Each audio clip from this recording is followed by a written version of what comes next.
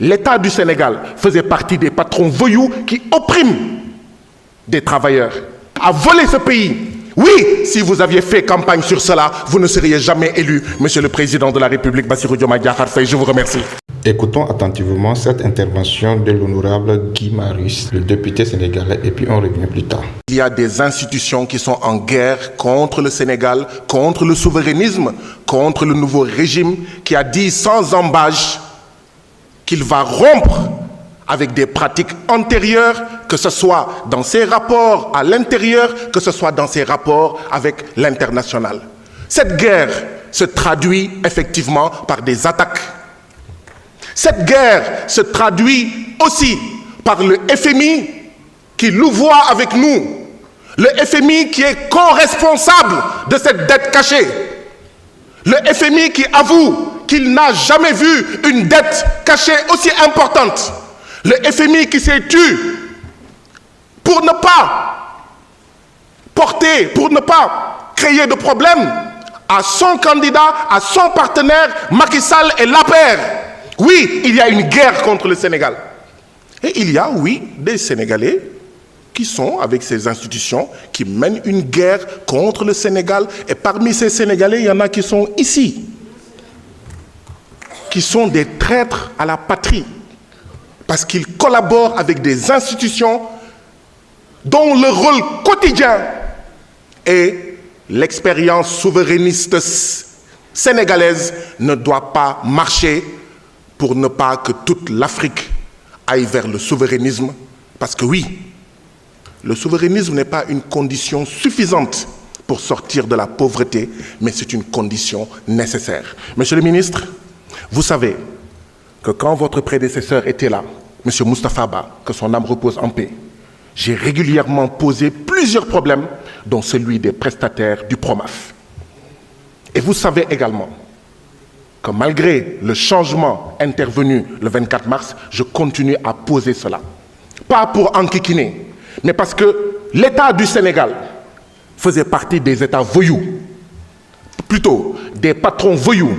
Je m'excuse. L'État du Sénégal faisait partie des patrons voyous qui oppriment des travailleurs. Et il y a 4 PROMAF. 10 ans, 15 ans, plus de 15 ans, chaque année, on renouvelle des contrats. La rupture, c'est aussi cela. Je sais, votre volonté personnelle de changer cela. Je veux savoir où est-ce qu'on en est. Parce que ça ne peut pas continuer 2 ans après. Ça ne peut pas continuer. Que ce soit dans votre ministère, que ce soit dans d'autres ministères, nous devons avoir une lisibilité.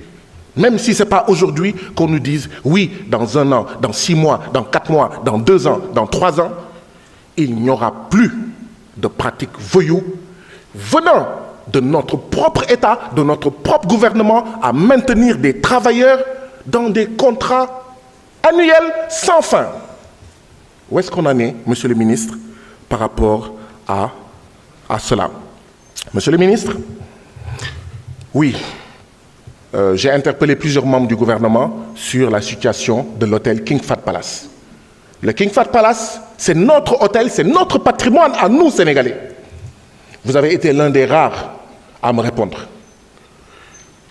Je pense que le gouvernement ne nous dit pas réellement ce qu'il veut faire avec l'hôtel King Fahd Palace, ou plutôt à travers les actes, le gouvernement peut-être est en train de nous parler. Racine Sy, à la tête du King Fahd Palace, a été épinglé par l'IGE. Macky Sall a posé son coude dessus. L'IGE a dit il faut casser ce contrat. Le King Fahd Palace, où nous amenons tous nos invités, mais il est en train de menacer ruine. C'est comme un Tangana.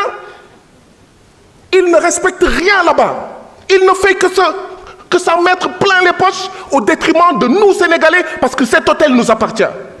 Qu'est-ce que le gouvernement peut faire? Avez-vous une lisibilité?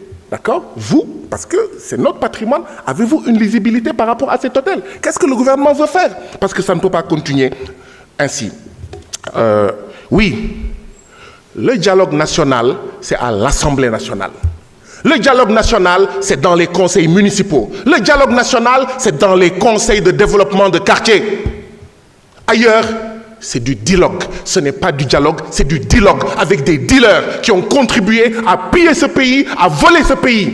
Oui, si vous aviez fait campagne sur cela, vous ne seriez jamais élu, Monsieur le Président de la République, Bassirou Diomaye Diakhar Faye. Je vous remercie. Voilà des déclarations de M. Guy Marius à l'Assemblée nationale que je trouve très intéressant de souligner parce qu'aujourd'hui, la plupart de nos représentants, ceux qui se disent nos représentants, c'est-à-dire nos députés qui représentent le peuple dans l'Assemblée nationale, n'ont même pas le culot de parler de ce qui se passe, n'ont pas le culot de mettre le couteau sur la plaie de la gouvernance de nos pays africains. Voilà aujourd'hui un monsieur, un digne fils d'Afrique que aujourd'hui, moi j'apprécie beaucoup énormément sans se mentir, qui est vraiment un modèle à suivre. Quand on parle du panafricanisme, c'est pas juste les mots, c'est pas juste à le dire, à le proclamer dans les lèvres, à le coller sur le front. Non, c'est le langage. C'est le langage de la souveraineté, la proclamation de la souveraineté et marcher dans la souveraineté.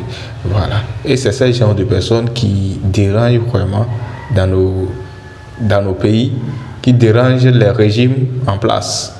Aujourd'hui, M. Diomaye Faye, comme vous le savez, est venu au pouvoir grâce à Ousmane Sonko. Nous tous, nous le savons. Même si tu n'es pas sénégalais, tu le sais. M. Diomaye Faye est venu au pouvoir grâce à l'image de M. Ousmane Sonko, le ministre Ousmane Sonko.